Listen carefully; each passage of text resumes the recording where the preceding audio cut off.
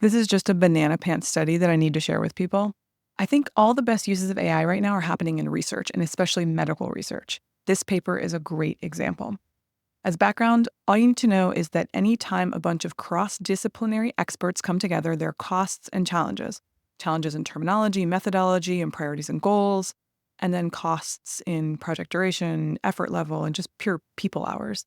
But also, really difficult open-ended problems are best solved with a bunch of cross-disciplinary experts coming together. So those challenges and costs have always seemed worth it. But now, we may have an alternative. In the study I'm sharing today, link below as always, the researchers created a cross-disciplinary team of experts, but all the experts were AI agents. And they had a series of meetings and working sessions among the experts over time, but they ran them in parallel and the participants were the AI agents.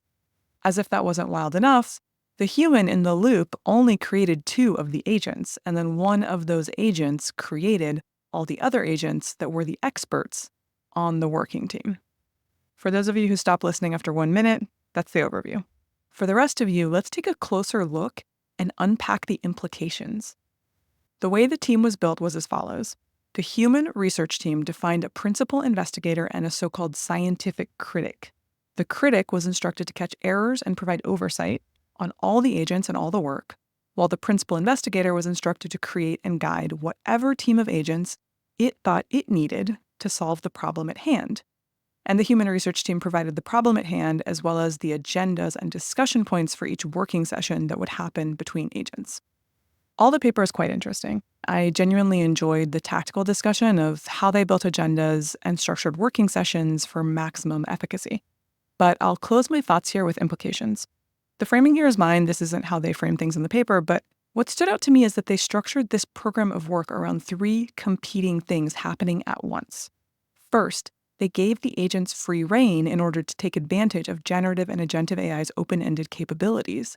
Second, they gave the agents clearly scoped roles and activities and asked the principal investigator to do the same for the agents it created in order to keep each agent both focused in on its own expertise and on task throughout the inevitable chaos of open-ended collaboration between open-ended entities. And third, they gave the agents constant error check and critique to mitigate the ever-present risk of hallucinations and factual errors running their rapidly paced work off track. So they built a system that could continually and dynamically balance itself across the competing demands of open-ended, scoped, and critically assessed. If you're familiar with the ever-obnoxious double diamond of so-called design thinking, this is sort of like taking the double diamond, folding it in on itself, and then spinning it.